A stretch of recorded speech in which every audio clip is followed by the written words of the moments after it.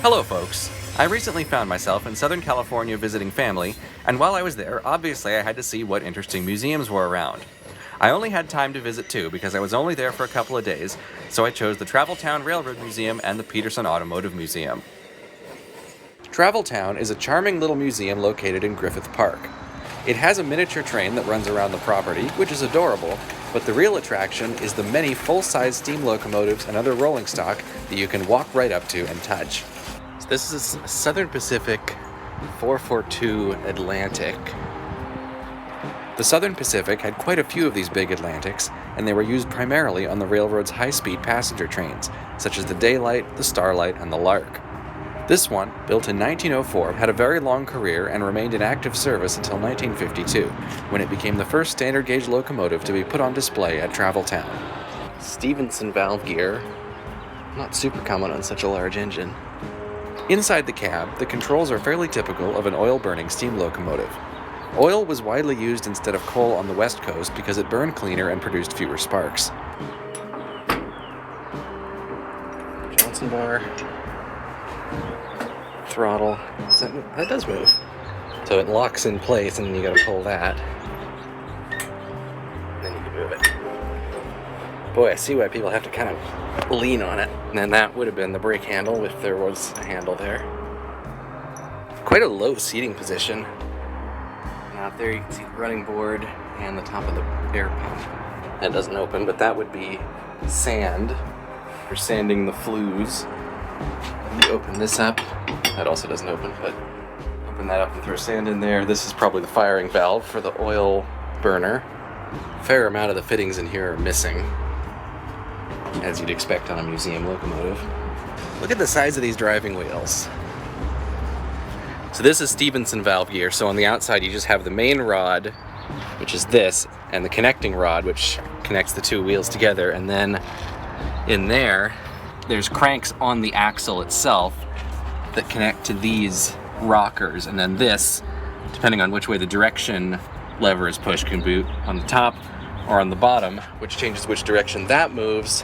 That's Stephenson valve gear. This is Walschaerts valve gear. So you've still got your main rod, you've still got your connecting rod, but the axles on the inside are just axles. And instead, you've got an eccentric crank on the outside. This is the same thing with the rocker, where you can have this at the bottom or the top or somewhere in between.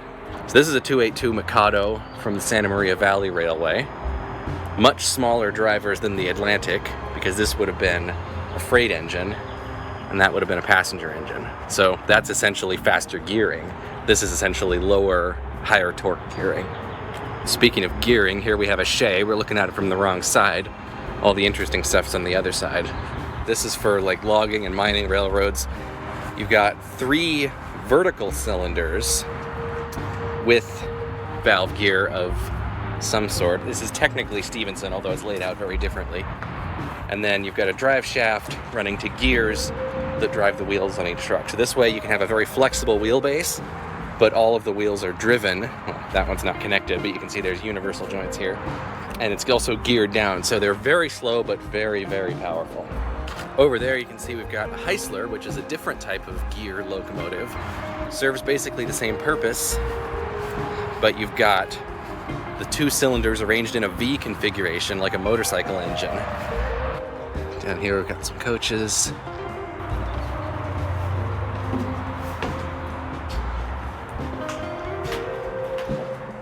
They've emptied all the seats out of this one, but fairly spacious coach. You got the clerestory roof up there. That's where the lamps would have been attached. Not often you find a museum where you can just wander around like this. That's very cool. Here we have an adorable little 060 switcher with a Vanderbilt tender. This is Southern Pacific 1273. Walschaerts valve gear. Pretty much the norm after about 1910. Vanderbilt tenders were interesting. They were designed by, I don't remember if it was the son or the grandson, but one of the descendants of Commodore Vanderbilt of the New York Central. But they were never actually used on the New York Central. They were mostly used out on the West Coast here, where you had a lot of oil-fired engines, whereas the East Coast would usually use the more typical tender design with coal. So in this one, you can also see how the brakes work. You've got the air compressor there, which is steam driven.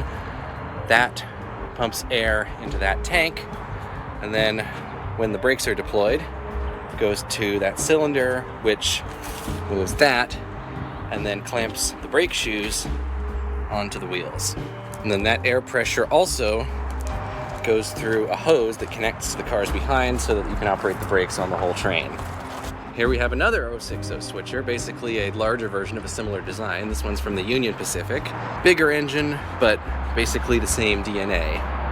Wall shirts, valve gear, and once again a Vanderbilt tender. This is a much longer one. The cylindrical part is the water tank, and then that's fuel. I believe in this case oil, but it could also be coal.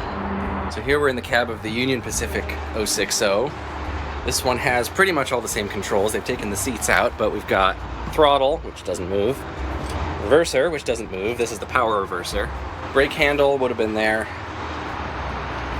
Over here we've got the oil firing valve. I'm pretty sure that's what this is, which does move. Somebody in the comments, I'm sure, will correct me if that's not what this is. But I don't see these on coal-fired engines, so I'm assuming that's what it is.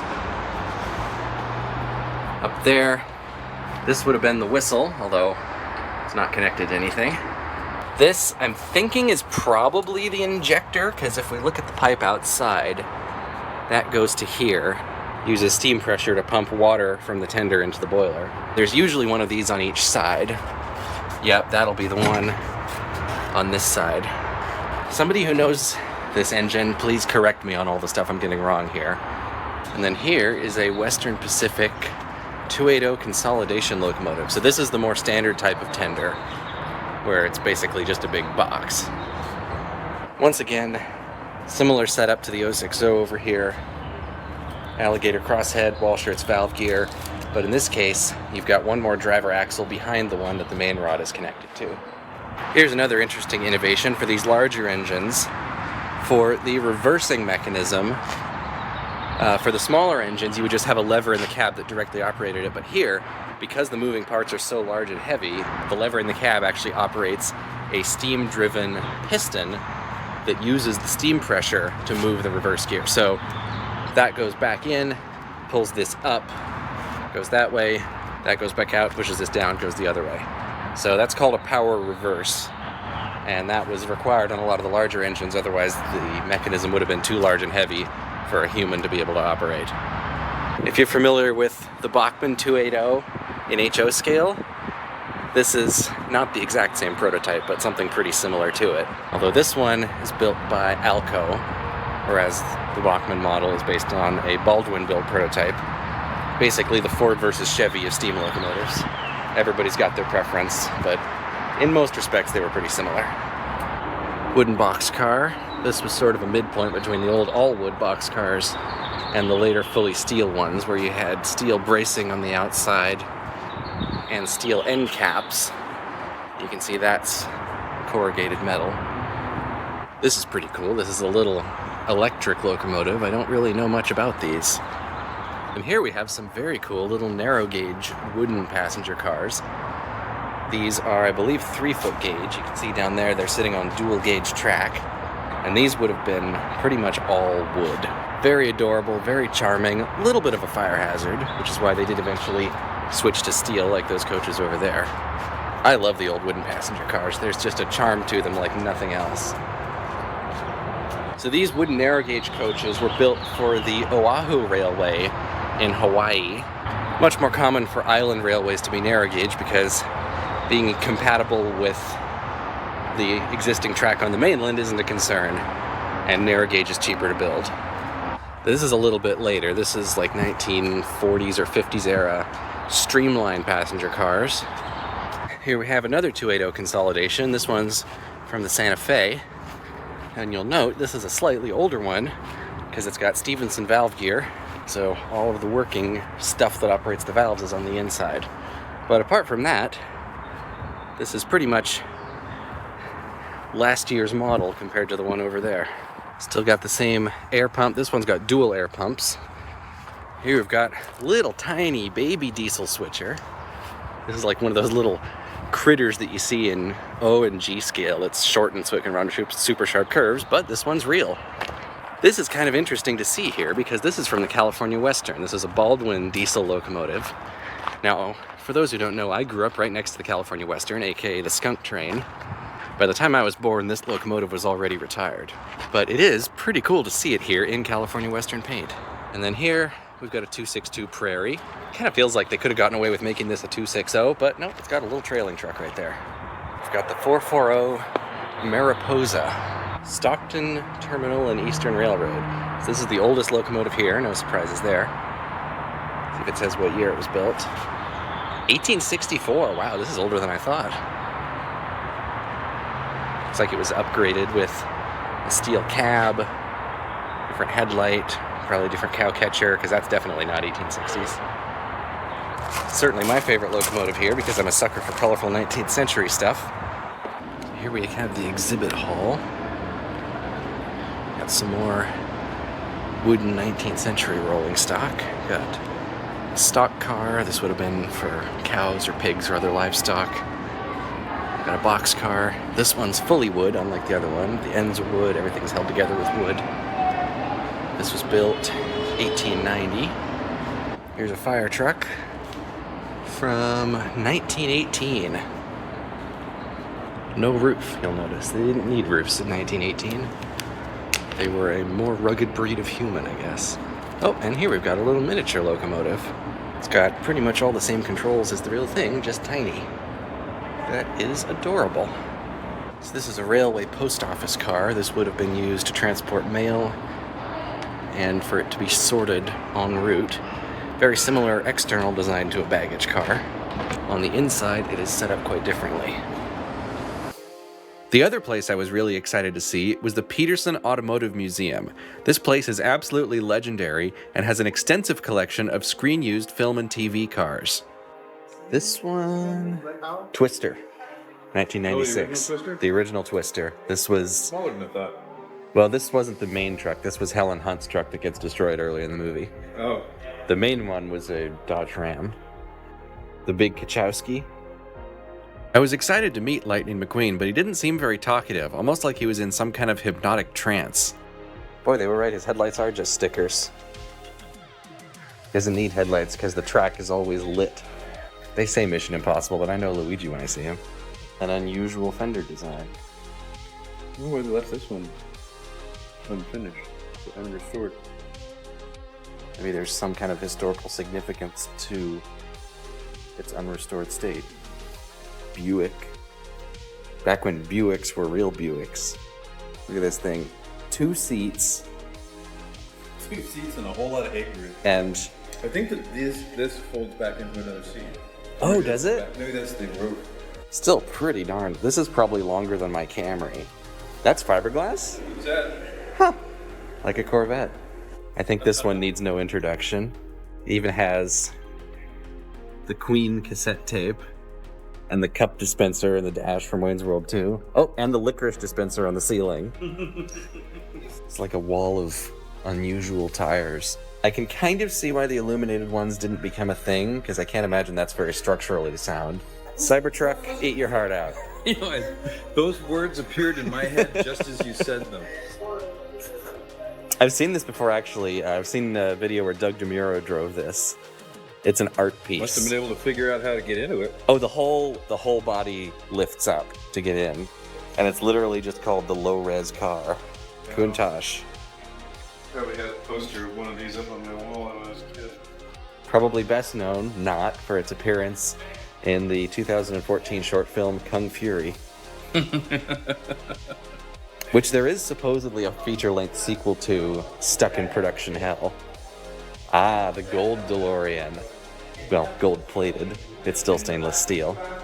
For some reason, I feel like anytime they build like a concept, they have to make it look like a bubble before they just then buy a regular car and stick stuff all over it. There's the Jaguar I-Pace, and that was the previous Chrysler Pacifica version. These are nice scale models. I wonder where they got these. You don't have to come to a museum to see this. You can just go out in the street. Yeah, some tires on your tires. I believe this is the wedge car from, I forget which movie, but, Fast X. I didn't see that one. That was the 10th one. I refuse to watch it as protest for them not naming it Fast 10 Your Seatbelts. Very funny. All right, Aston Martin, now we're getting serious. So this was a screen-used one from No Time to Die, which I believe is the only Bond movie I've actually seen. Multiple $1 million car. Oh, I'm certain. Partly because it's an Aston and partly because it's Bond. Yeah. I should have waited and said Cybertruck Eat Your Heart Out for this one. What are the proportions of this thing? Like, the door goes a full foot past where it needs to. I think they started with the Hot Wheel. Yeah, they started with the Hot Wheels and then scaled it up. I know Aston Martin's legendary, but this was not their greatest work. Also, this spoiler, I cannot see that providing any downforce, but I can see it providing a lot of drag. This is a DB4, the predecessor to the Bond DB5. This one has sort of the fish front end. Yeah. I have to say, that looks impossibly sketchy. It really does, doesn't it? It's kind of fascinating how many of these still have pedals, because they literally are just bicycles with an engine attached. Yep, by golly, one of the Traxxas-sponsored short course trucks. That is quite literally the real version of a Traxxas Slash. This is a single cylinder. Following, oh, so it was? These are gas cars, huh? Yeah, Dang. this has a generator engine. 16 horsepower, top speed 60 miles an hour advertised, so probably about 6 miles an hour real life. But hey, at least anyone you ran into would have their legs broken quickly. This is like with the era when they were trying so hard to make people think flying cars were just around the corner. I believe this was loosely the basis for Chick Hicks. Chick Hicks, right. Well, Chick Hicks was sort of a Grand National Monte Carlo amalgam with the grill as a mustache and voiced by Michael Keaton. I didn't find out that Michael Keaton was the voice of Chick Hicks until I'd seen Cars like 100 times already. Jim Beattie. Do you know him? I don't know him personally, but he designed the BD5 that I almost bought plans for one. I mean, it explains why it looks like an airplane when your car is so 80s that you need 2 sets of pop-up headlights. That's right. Yep, this was Lamborghini's surprisingly decent venture into the world of off-road vehicles. That is surprising. And GMC's surprisingly successful venture into the world of fast vehicles. This is the reason why I came here. Screen used, apparently in all 3 movies. I thought it was just part 1. But yeah, this was like the main, what they call the hero car, where it's the one that they use for all the close-ups. It's the most detailed one. That nuclear fuel chamber apparently is a Dodge Polara hubcap. So what's interesting is when I did the cardboard vents like this for my Camry, I actually made them too big. I didn't realize they were this small. We look inside here. You've got the time circuits. You've got the thing where you can enter where you're going, where you are, and where you were. Flux capacitor fluxing. That is a dryer vent. Plutonium chamber. These, I believe, are real military aircraft parts. I don't remember exactly what they are, but... Those are capacitors. Yeah, those are capacitors. Not flux capacitors. No, regular capacitors. Original flavor capacitors. Like, I'm actually amazed at how much detail they put into this, considering most of it's never visible on screen. Yeah. Like, all of this is real wire, and it all goes somewhere. Yeah. Well, they had to light it all up, too. That's true. I imagine there's probably a bunch of lights of some sort hidden in here, unless that was all done in post. Interestingly, hex head screws. Very nice. That's so you can do things with the RC toolkit. Yeah, you can use your Traxxas tool set on this. Yeah. Doc is knowledgeable enough not to use Phillips screws on anything critical. Although with that said, some of the stuff attached to the dash uses Phillips screws. Wow, I did not think they'd have a vehicle from Galactica 1980 of all things. When they wanted to make a Battlestar Galactica spin-off, but they didn't have the budget to actually do it in space. This is like 90s optimism, the car. Honda Sprocket. Honestly, the 3D effect is more convincing than I'd expect for the era. Yeah. Oops. Do you want to try it? Yeah. That concluded my trip through LA's transport museums. Both of these were absolutely legendary places that I was really excited to see, and of course seeing the DeLorean time machine in person was a bucket list item for me. I don't do trips like this very often, but this one was really fun and I'm glad I was able to capture it, even though I probably should have brought a better camera. Anyway folks, that's it for this video. We'll be back to regular train content in the next one. Thanks for watching, please subscribe, and I'll see you next time.